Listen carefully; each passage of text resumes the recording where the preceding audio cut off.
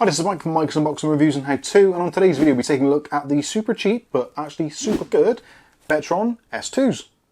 Keep watching to find out more.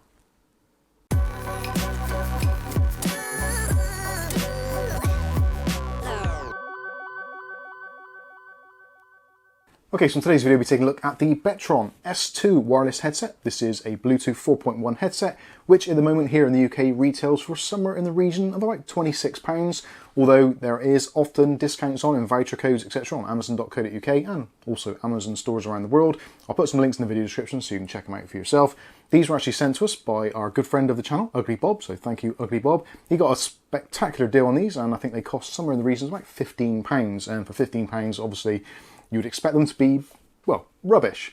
But actually, they are very good. I've been using them for the last week or so, and today, and actually yesterday, very hot in the garden, out doing a little bit of DIY work, put them on, and they were absolutely fantastic. So I figured that now would be a good time to do a review on them. So let's get into it. So first of all, let's take a look at the packaging. So as you can see, this is from Betron. This is the S2 model. On the bottom there, got some options of what you can do. They do also support a wired function. So if for some reason the battery goes flat, or you've just got a device which doesn't support Bluetooth, you can use them in wired mode. Unfortunately, in wired mode, they are only for headphones, not microphones. So you do lose that functionality. The headphones themselves come with a 40mm driver, and they are a on-ear set, which is preferable for some people. Also, you've got power saving mode, so when the device isn't being used, etc., it goes into Bluetooth low power mode, so saving that battery. They do have a mostly plastic design and build, but the bits that actually make a lot of sense are actually metal, so the side supports and also the headband itself is metal, although it is coated in a nice PU leather style casing. On the back of the box, it does go into some more of the specifications. It does say about a 16-hour battery life, so that's 16 hours in calls, or 16 hours listening to YouTube or music, that kind of stuff, or up to 500 hours in standby mode. Realistically, obviously, your mileage will vary. I was listening to them quite loudly, so you do get a little bit less. But even saying that, I've had them on now for probably about 5 or 6 hours, and the battery level is still around about 2/3 full, so they should last you a very long time. It does state on there the actual frequencies that it supports, so that's 20 to 20,000 kilohertz. And I've got to say, the bass response in these is absolutely brilliant. Generally with on-ear headphones, you don't normally get that good a seal on your ears, so you do lose some of that bass frequency. But actually these, I don't know how they manage to do it, but they do pump out an awful lot of bass. Something else it mentions is the Bluetooth range, so up to around about 10 meters, which is pretty much the norm for Bluetooth 4.1. Although realistically, again, I've been using them in the garden, had my phone on the table and right to the very end of the garden, actually worked fine, and I measured that as being somewhere around about 15-16 meters. So if you've got line of sight, then you should get much better distance, but generally walking around the house and just doing normal things, you should find the actual Bluetooth distance to be very satisfactory. It also points out on the back what it can actually connect to, so obviously you've got things like your phones, iPads, watches, and also Macs. Basically anything with Bluetooth support, so even things like your Nintendo Switch you'll be able to connect to very easily. As long as it supports the Bluetooth 4.1 or thereabouts, you should be absolutely fine. Taking a look at what we get inside the box. So there is a user manual which goes through and gives you all the information about audio cables and how to use all the buttons, etc. Very useful and actually very clear and concise. For charging, we're looking at micro USB, which isn't great, but certainly at a budget headset, I think it's absolutely fine. And you're going to find that most people somewhere have got a spare cable should you ever lose it or need another one. Also included is a 3.5mm to 3.5mm cable, so if you do want to use them in wired mode, you certainly can do. These are TRS, so obviously, like I said, you don't get to use the microphone, that is only in Bluetooth mode.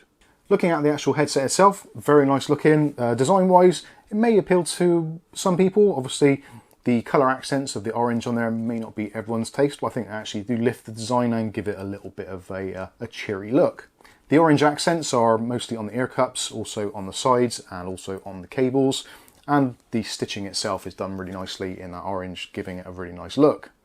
The headphones themselves, again, very, very lightweight, relatively good flex in there, a little bit of creak to them, not a great deal. Obviously the cups themselves and the kind of headset is plastic, so you've got plastic on plastic at times, but actually there's very little movement and very little noise generated just moving them around. So yeah, pretty good in that respect. On the top of the headband, you've got the Betron logo in there, which is embossed into it, which is really nice. Again, this is all really nicely padded, so if you are wearing them and you are someone who is follically challenged like myself, they're still very comfortable on your head. If you've got a slightly larger head, then not a problem. You can adjust these, and there is a bit of adjustment on the side. The cable moves along with it as well, so Potentially over years and years of use, you may find some damage to those cables because of the way they are, but that is pretty much inherent with most headphone designs these days. So that's nice that that's all metal, and inside the band is all metal as well. You've got a little bit of an accent on the side there, so you've got a kind of brushed aluminium or kind of steel look on the side, which actually is metal. That's good. There's also, in the middle of that one, there is a LED, which tells you various different things, such as if the device is charging. When the device is charging, that'll light up solid red. When it's fully charged, it'll go solid blue. Whilst they're in use, when you turn them on for the first time, it'll flash blue to say it's in Bluetooth pairing mode until the device is paired, in which case it'll go solid blue. And then every now and then, when you're actually in use, they will flash very briefly every now and then just to say they're still connected. On the ear cups themselves, this may be a slightly different model. I have seen other reviews of these, and they were clearly marked on some of the other ones on the sides here, saying left and right, so you know which side is which. And actually, I did struggle with that, but it does seem that if you actually look at the headphone pads themselves, or the ear pads, they are actually marked on there L and R, although it is pretty much covered up by the holes in the actual PU leather which is covering it. So that one is L, and that one, if you can see it, is R, although it's very difficult to say, but yeah, you get the general idea. So the actual charging point is on the left-hand side, and the controls are on the right. Now looking at the controls, so you've got a volume up and down rocker, which doubles up. So if you just press it briefly, that will change the volume up and down, nice and clicky and tactile. If you press and hold it for a couple of seconds, that will turn into then skip track or go to a different song, all those kinds of usual things. There's also a power button, so you press and hold that to turn them on, press and hold it to turn them off. Press it briefly to either accept or reject a telephone call, or if you're listening to music, you can press it briefly just to pause or play music. So yeah, that's all well and good. Next to that, you've got your 3.5mm jack connection, and just in front of that, there is a little tiny hole there for the onboard microphone. And speaking of which, let's take a listen to a recording I did a little bit earlier. This is a sound recording test of the Betron S2 headset, currently connected onto an iPhone XR. This is using Bluetooth 4.1, and this is me talking at normal volume and with the phone approximately 1 foot away. Not that that makes a difference because we're on Bluetooth. Hopefully the audio's come through nice and crisp and clear, and let's get back to the video. So I think it actually sounds pretty good. Despite its kind of very low price, they still sound very good, and you could use these quite easily for calls, gaming, all that kind of stuff. On this side there is a little plastic flap there which covers over the micro USB charging ports.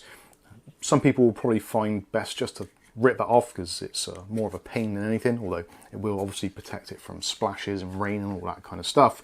These aren't actually IPX rated in any way, shape or form, they don't mention it, but realistically if you're out and you get caught in a quick shower, they should be absolutely fine. In terms of comfort, when you're actually wearing them, they are very comfortable and they do a pretty good job of actually a little bit of noise cancelling. I can tell that I can't really hear what's going on around me, I've got that kind of voice in my head sort of thing. So in terms of noise cancelling, they do work very well. Very comfortable. Like I said, I did wear these yesterday in the garden. It's around about 25-26 degrees here in the UK, which is pretty warm for us. And actually wearing them for a good couple of hours, painting the fence panels, didn't get sweaty or hot or anything like that. They actually worked really well. I was surprised how comfortable they were for those extended periods out in that hot weather.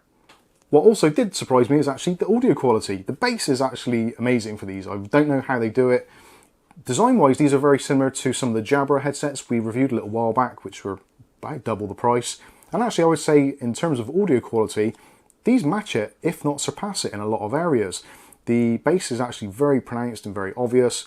The mid-range is absolutely fine. Treble, no problems at all. You do find as well, these are exceptionally loud. That is something which I do notice with headsets. Quite often they can be a little bit underwhelming in terms of the volume levels, but these will be able to be cranked up really high, although at the highest levels you will notice there is a little bit of distortion creeping in. Overall though, the soundstage is excellent, listening to various types of eclectic music that I do listen to, and even things like podcasts and talk radio. Absolutely fine, crystal clear, can't fault them at all. So overall, for the price, around about £25-26 here at their normal retail price, absolutely brilliant. If you can pick them up with a voucher code or with some sort of discount to bring them down to about £20 or £15 even, yeah, these are an absolute steal. But what I think isn't important, what you think is, so let me know what you think about these in the comments section below. But for now, I've been Mike, this is Mike's Unboxing Reviews and How To, and hopefully we'll see you in the very next video. Thanks for watching.